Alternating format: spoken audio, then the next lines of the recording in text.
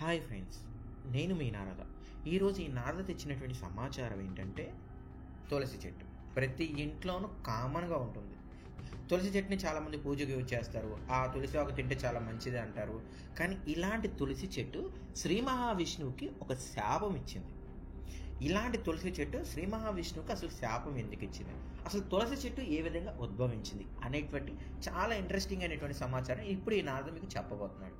And one more thing, ఈ కథలో ఇంకొక చాలా ఇంట్రెస్టింగ్ అనేటువంటి ఒక బాండింగ్ని కూడా మీకు నేను చెప్పబోతున్నాను. అయితే ఇప్పుడు నేను చెప్పబోయేటువంటి కథ ఏదైతే ఉందో అది మహాభాగవతం అలానే శ్రీమద్ భాగవతం నుంచి నేను తీసుకొని చెప్తున్నటువంటి కథ. పూర్వం జలంధుడు అనేటువంటి ఒక రాక్షసుడు ఉండేవాడు. అతను శివుడి కోసం అని చెప్పేసి తపస్సు చేసి శివుడి దగ్గర నుంచి వరం పొందేసి దేవతల మీద యుద్ధం చేసేసి స్వర్గాన్ని ఆక్రమించాడు. అయితే జలంధర్కి వాళ్ళ భార్య ఉంటుంది, ఆమె బృందాదేవి. బృందాదేవి ఎలాంటిదంటే వాళ్ళ భర్త రాక్షసుడైనా సరే, వాళ్ళ భర్త అంటే పిచ్చి ప్రేమ.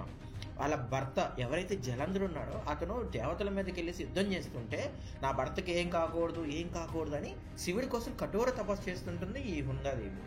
ఇక జలంధరుడు ఎలాంటి ఇబ్బంది లేకోకుండా దేవతలందరి మీద యుద్ధం చేస్తూ ఉంటాడు. ఇక బృందాదేవి ఏం చేస్తుంది, నా భర్త ఎలాగైనా సరే క్షేమంగా ఉండాలని చెప్పేసి జలంధరుడు దేవతల మీద యుద్ధం చేస్తున్నా కానీ నా భర్తే గెలవాలి అని చెప్పేసి ఇంకా శివుడిని కఠోర తపస్సు చేయడం మొదలుపెడతాడు.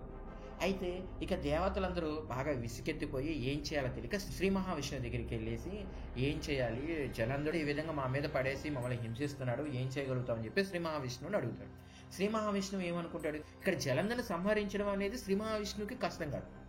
కాకపోతే ఇక్కడ మెయిన్ ప్రాబ్లం ఏంటంటే జలంధర్ భార్య ఎవరైతే ఉందో బృందాదేవి, ఆమె శివుని తపస్సు చేస్తుంది. దాని ప్రతిఫలంగానే జలంధర్ ఇక్కడ గెలుస్తున్నాడు. కాబట్టి ముందు బృందాదేవి తపస్సుని భంగం చెయ్యాలని చెప్పి శ్రీ మహావిష్ణువు ఏం చేస్తాడు, ఈ జలంధరుడి రూపంలో బృందాదేవి దగ్గరికి వెళ్తాడు. బృందాదేవి ఏమనుకుంటుంది, అమ్మయ్య జలంధరుడు ఇంకా దేవతల మీద యుద్ధం చేయడం ఆపేసి నా భర్త వచ్చేసాడు అని చెప్పేసి చాలా సంతోషపడేసి ఆ తపస్సు నుంచి బయటికి వచ్చేస్తుంది. అలా ఒక్కసారిగా బృందాదేవి తపస్సు నుంచి బయటికి రాగానే శివుడు జలంధర్ని సంహరిస్తాడు. ఈ విషయం తెలిసినటువంటి బృందాదేవి వెంటనే కోపంతో బృందాదేవి శ్రీ మహావిష్ణువు శపిస్తుంది.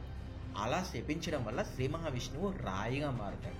అయితే ఈ రాయిగా మారినటువంటి శ్రీ మహావిష్ణువు ఎక్కడున్నాడు, అయితే ఈ రాయిగా ఉన్నటువంటి శ్రీ మహావిష్ణువు ఒక నదిలో పడతాడు.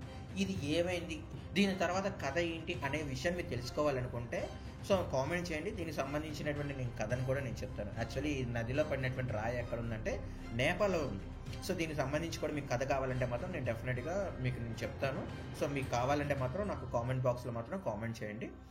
అయితే ఇక శ్రీ మహావిష్ణువు బృందాదేవి మనసును అర్థం చేసుకొని బృందాదేవి కొంచెం శాంతి పడిన తర్వాత, అమ్మ బృందాదేవి నీ భక్తి చాలా అపారమైనది, నీవు ఎంతైతే కఠోర దీక్ష చేశావో అది మేము చెప్పలేనిది, అందుకే నీ భర్త ఇప్పుడు దాకా బతికున్నాడని చెప్పి, అమ్మ బృందాదేవి నీవు ఒక తులసి చెట్టులాగా మారిపో. నాకు ఏ పూజ చేస్తున్నా సరే దాంట్లో తులసి ఆకుతో చేస్తే నేను చాలా ఆనందపడతాను. ఇక నుంచి నా ప్రతి పూజలను తులసి చెట్టు అనేది భాగమవుతుంది అని చెప్పి బృందాదేవిని తులసి మొక్కగా మారిపోమని చెప్పి వరం ఇస్తాను. ఆ విధంగా తులసి చెట్టు రూపంలో ఉన్నటువంటి బృందాదేవి శ్రీ మహావిష్ణువుకి శాపం ఇచ్చింది. శ్రీ మహావిష్ణువు బృందాదేవి యొక్క మనసును అర్థం చేసుకొని బృందాదేవి తన భర్త కోసము చేసినటువంటి కఠోర తపస్సుని గుర్తించి శ్రీ మహావిష్ణువు తులసి చెట్టుగా మారిపోమని చెప్పేసి బృందాదేవికి వరాన్నిచ్చాడు.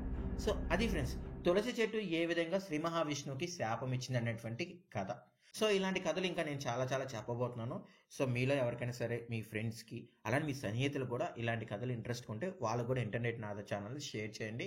అలానే నన్ను సపోర్ట్ చేస్తుండండి. And thank you for your loving and supporting friends.